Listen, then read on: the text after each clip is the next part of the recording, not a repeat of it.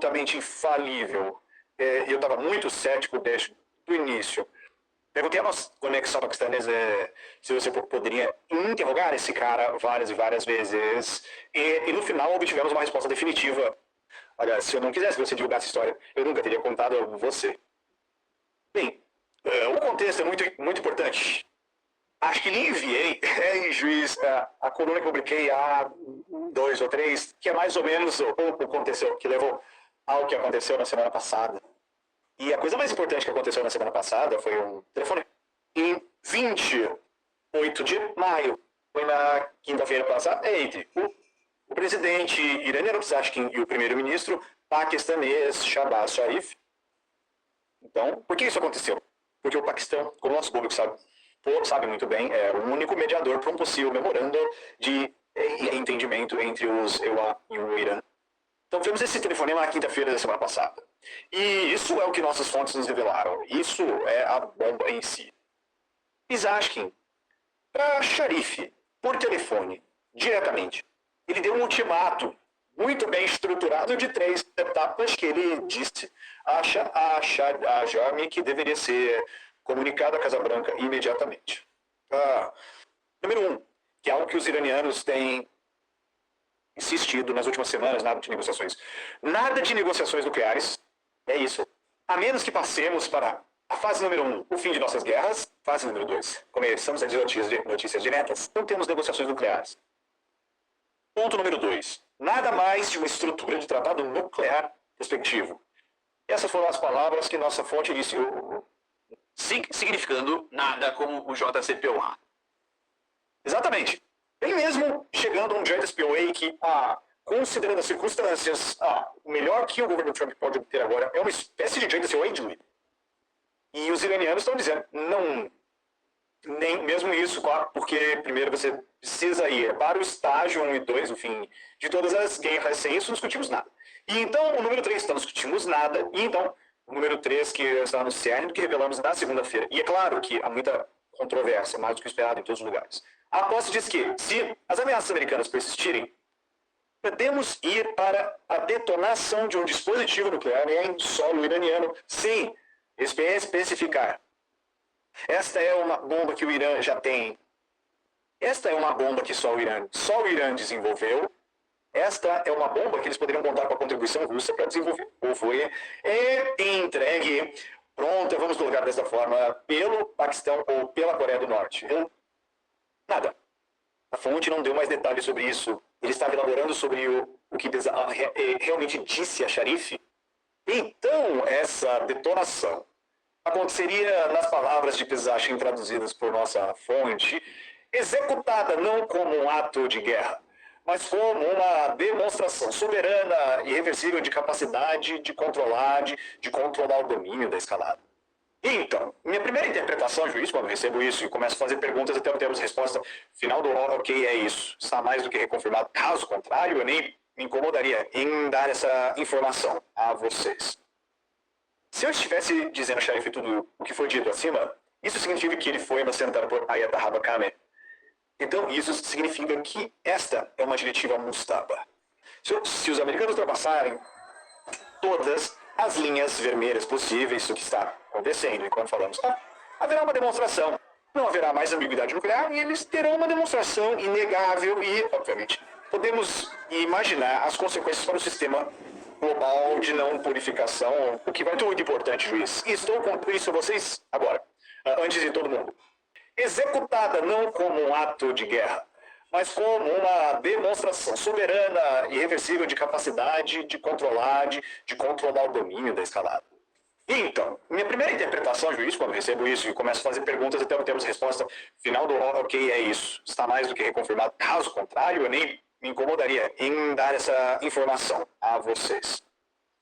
Se eu estivesse dizendo a Sharif tudo o que foi dito acima, isso significa que ele foi inocentado por Ayatollah Khamenei. Então, isso significa que esta é uma diretiva Mustaba. Se os americanos ultrapassarem todas as linhas vermelhas possíveis, isso que está acontecendo enquanto falamos, haverá uma demonstração. Não haverá mais ambiguidade nuclear e eles terão uma demonstração inegável e, obviamente, podemos imaginar as consequências para o sistema global de não purificação, o que vai dar certo. Então é isso. Então, é extremamente sutil e muito, muito importante, juiz. E estou com isso a vocês agora, antes de todo mundo. Estou esperando uma Sharon, é lá o que for, seja lá o que for, de alguém muito próximo de Moshaba Kame. Isso foi organizado por nossos amigos do berço, sou o principal colunista internacional do berço em Beirute. Então, enviei a eles meu novo artigo que já está escrito, contendo tudo o que expliquei a vocês há alguns minutos. Então, isso está chegando até vocês, na frente desse cara que é muito próximo do líder supremo, e estamos esperando uma resposta. Eles disseram que isso pode acontecer hoje à noite. Então, amanhã teremos uma resposta de negação total, negação plausível, seja lá o que for. Mas se ele responder, planejamos publicar a coluna porque conta a cronologia, tudo o que aconteceu na semana passada, o que levou a esse telefonema entre Pizachkin e Sharif. E o que aconteceu depois, e foi o ministro das Relações Exteriores dar contando toda a história a Marco Rubio só coisa disso no local em questão. Então foi que os iranianos adquiriram, não é? Um dispositivo nuclear? Bem, já temos uma história que pode lançar sobre o que vem acontecendo nas últimas décadas, de fato, juiz. E, claro, com a ajuda do Paquistão. Gostaríamos de contar a história na semana que vem. Larry e eu, mais uma vez. Bem, teremos que analisar essa informação cuidadosamente, obter a confirmação, e então poderemos revelar menos lá na semana que vem. Mas você tem um pressentimento ou um instinto? Eles desenvolveram isso por conta própria, ou alguém vendeu ou levou para eles, e nesse caso, há um número limitado de fontes? Todos os cenários são possíveis, juiz. Em primeiro lugar, porque isso é tão sensível que ninguém nunca confirmará nada oficialmente sobre o que realmente aconteceu. Então, esta é a primeira vez que temos, talvez, uma confirmação indireta por meio do presidente do Irã em uma ligação telefônica com o primeiro-ministro do Paquistão, de eles são capazes de detonar um dispositivo nuclear, sem detalhes, é claro. E é claro que não espero que esse cavalheiro, muito próximo do líder Moshaba, venha espalhar a notícia sobre isso. Certo. Então haverá muitas suposições. Certo. Como eles obtiveram isso? Foi um processo científico indígena de físicos e engenheiros iranianos. Bem possível que eles são extremamente capazes. Número 2. Eles tiveram ajuda externa. Existem 3 grandes candidatos para isso. Rússia, Paquistão e Coreia do Norte. A Coreia do Norte é uma candidata muito boa. Em minhas viagens anteriores à Turquia, na década de 2010, sempre esbarrei em delegações norte-coreanas. Muito interessante. Mas eles nunca falavam conosco porque não falam com estrangeiros. Eles estavam sempre reunidos em seus grupos, mas nunca falavam com ninguém. Então, havia delegações norte-coreanas de alto nível o tempo todo. Então, isso pode ter envolvido uma cooperação nuclear também. E a história do Paquistão, esperamos pelo menos contar a história na próxima semana, de como o Paquistão tem colaborado com o programa nuclear iraniano nas últimas décadas. Portanto, todas as opções são plausíveis. Uau. Se o MI6 e o Mossad sabem o que você acabou de nos revelar, eles obviamente sabem porque você está dizendo isso em público, mas eles sabiam disso de antemão, Teríamos que perguntar, obviamente haverá negação plausível em todos os lugares, Mas na história sobre a qual planejamos falar na próxima semana, Larry, um componente do Mossad e também um componente indiano, aparelho de inteligência indiano. Eles sabiam que havia uma colaboração nuclear muito próxima entre o Paquistão e a Rússia, e o Mossad também sabia. O Mossad tinha que saber? Sim. A inteligência russa, a inteligência chinesa sabe disso. Eu posso dizer. É muito cedo para dizer ao juiz Rússia, talvez eu tenha uma chance amanhã em São Petersburgo ou na sexta-feira para falar com alguns meus contatos. Na verdade, vou apresentar isso diretamente a eles. Digo, ok, vamos ver isso. China, é uma pena porque essa coisa quebrou quando eu estava saindo da China. Saí de Xangai neste fim de semana. Na verdade, fiquei em Xangai até sábado. E soubemos os contornos finais da história quando o Larry e eu conversamos sobre isso na segunda-feira, somente até o fim de semana. Então, isso é algo que terá que ser devolvido à China e, obviamente, a China não... isso para eles é uma questão de extrema segurança nacional, mas há um elemento extra que é muito interessante, que aconteceu entre ontem e hoje. Adivinhe quem o enviado especial do governo em Teherã para as relações de alto nível entre Irã e China. Galiba e Galibá. Esse é o presidente do parlamento. Presidente do parlamento. Essa é uma função extra para Galibá. Parceria estratégica muito próxima. Irã, China. O ministro das Relações Exteriores, acho que se dá bem. Sim, eles se dão bem. Os americanos estão espalhando boatos de que esses caras são antagônicos. O presidente Beskin está renunciando e eles não sabem com quem falar. Desculpe, Jota. Isso é uma besteira completa, antes de tudo, porque eles, na esfera política, no parlamento e no Ministério das Relações Exteriores. A única diferença é que Galibav tem experiência no IRGC, mas Arai não. Isso não importa agora, porque digamos que os fatores políticos e os fatores militares fundem. E algo que é absolutamente impossível para as pessoas em Washington entenderem é que o aglutinador está sob proteção ultrapesada. Claro que ele tem que estar. Mas ele pode estar ferido, não há dúvida sobre isso, mas ele é muito perspicaz, está coordenando tudo. Então, ele tem reuniões pessoais com todos os acima do Ministério das Relações Exteriores, é claro, com o Galibá, que também é muito próximo a ele, e com a liderança do RGC. Perguntaram que John Mearsheimer levantou mais de um dispositivo nuclear, porque se eles tiverem apenas um, eles vão desperdiçar. Não achou em uma manifestação no deserto? Essa é outra coisa que não sabemos, ninguém sabe. E, obviamente, teremos uma confirmação de qualquer pessoa, sem falar do Iraque. Então, eles podem ter algumas, muito possivelmente, se tivesse apenas uma, nunca a desperdiçariam em uma manifestação. Nunca. E isso é muito importante, juiz. Se você analisar as palavras, pelo menos as palavras que assumimos que foram usadas por possessão em Farsi, isso é complicado, isso é Farsi, traduzido para o inglês, e provavelmente Farsi, traduzido para Urdu, traduzido para o inglês. Então, esperamos que isso não se perca na tradução. Mas, de qualquer forma, ele disse que se as provocações americanas forem além de todos os limites atuais, eles considerarão essa demonstração nuclear como um teste, como um símbolo de soberania. Então, eu já estou imaginando qual será a resposta do homem com quem estamos em contato. O próximo MTA provavelmente será uma negação plausível, uma plausível. Se tudo o que você está dizendo for preciso, essa é uma base nas mentes de Netanyahu e seus companheiros, e de Trump e seus companheiros, para os ataques de junho e fevereiro, não é? Pode ser. Pode ser. Mas aí você tem que interpretar o contrário. Duvido que eles tivessem alguma evidência, 3 meses atrás, de que o Irã estava prestes a detonar uma arma nuclear. Eles não têm esse tipo de informação com o alto escalão do IRGC. Bem, muito importante. E se houver uma negação plausível, o que provavelmente será a resposta provável, ouviremos algo como assim, o líder Morabacan está revendo a postura nuclear deles, a primeira fátua de Khamenei e a segunda fátua de Khan. E isso agora está em cima da mesa, porque agora estamos no meio de uma ameaça existencial.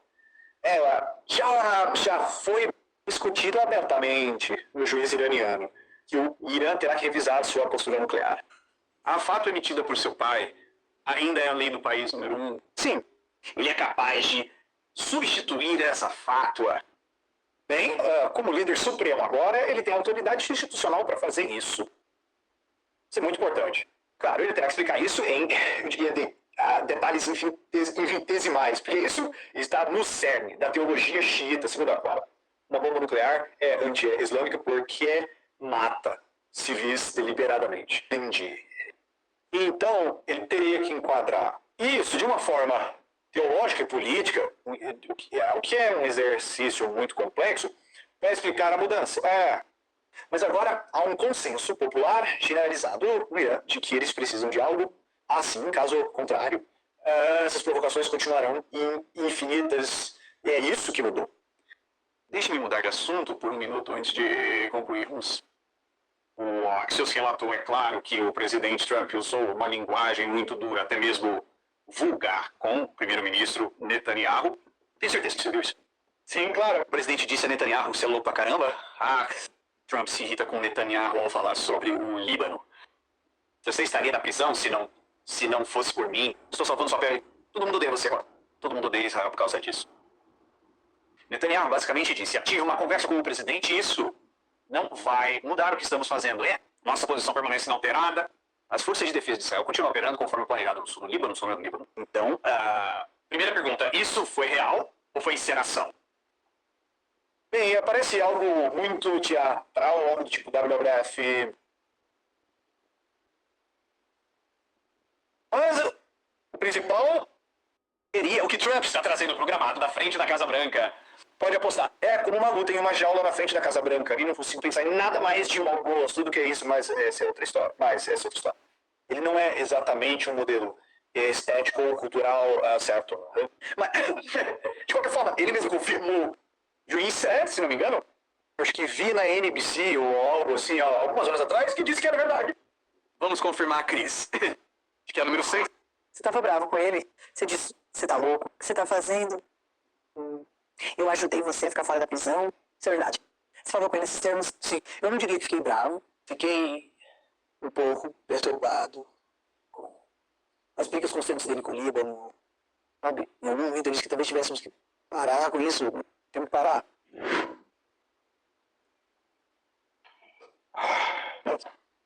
E isso é muito sério, porque o que está acontecendo no sul do Líbano é Gaza 2.00 em uma escala menor. Mas é exatamente a mesma coisa. Destruição de vilas inteiras e populações civis. Quando estive no Líbano no ano passado, vi o que Israel fez durante o falso cessar-fogo. Eles destruíram tudo lá dentro. Visitei 2 vilas na fronteira, parte da fronteira, e elas foram completamente destruídas. E é exatamente isso que eles estão fazendo de novo. Tudo bem, Pepe, tem que deixar você ir. Isso tudo é dinamite. Lauren está nos observando agora porque sabe que ele e eu discutiremos a mesma coisa. Em 2 horas. E se isso amadurecer e se tornar algo além do que conversamos, Chris vai te encontrar. Boa viagem. Lúcia, meu caro. Amanhã é outra história, juiz.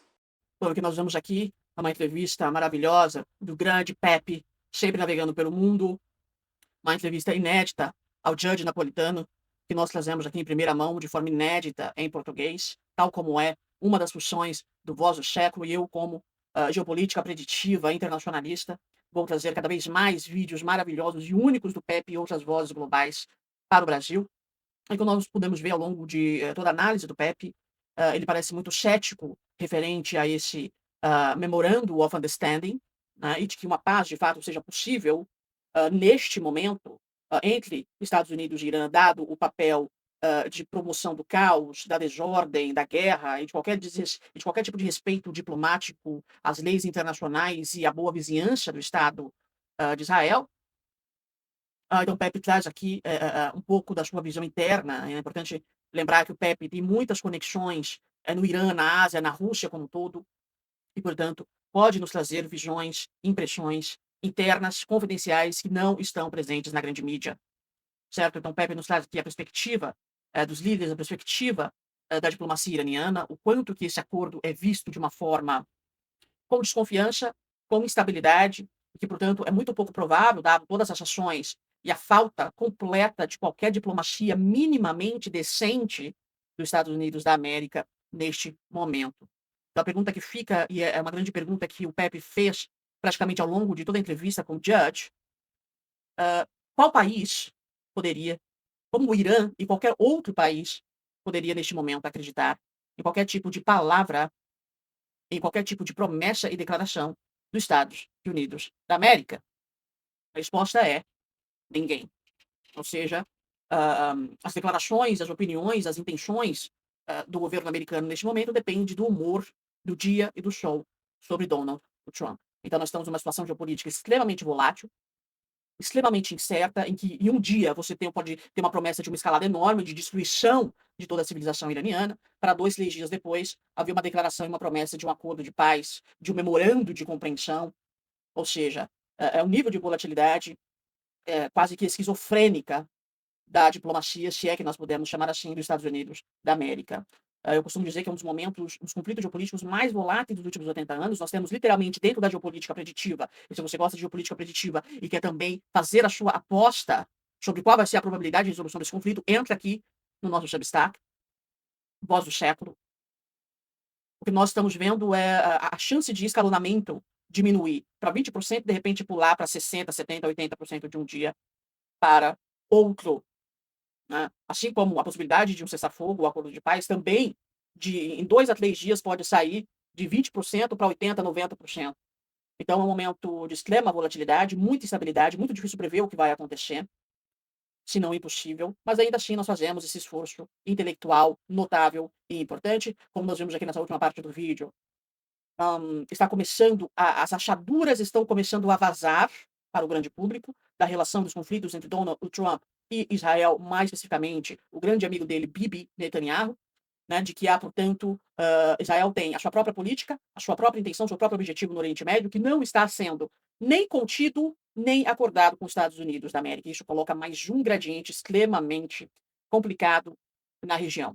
Ou seja, os Estados Unidos da América não controlam o Estado de Israel, que tem a sua própria política, o seu próprio objetivo, e que prometeu e já provou que irá agir no Líbano, em qualquer país da região, independentemente da vontade, independentemente talvez até mesmo do apoio e da opinião e da política própria dos Estados Unidos da América.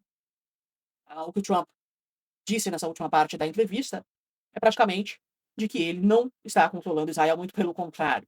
Né? A PAC e o lobby israelense, que o professor John Mearsheimer tanto fala e escreveu um livro sobre, está controlando a política externa americana sem nenhum tipo de respeito, sem nenhum tipo de obediência ao império. Ou seja, todo mundo deve obedecer a Donald Trump, menos Israel, para você ver a posição absurdamente de poder que Israel pode ter neste momento, até mesmo de mandar e desobedecer o grande imperador. Aonde isso nos levará para as próximas semanas e meses? Bom, se você quer acompanhar e saber mais, segue e nos apoie, e isso é só o começo aqui na geopolítica preditiva no Brasil.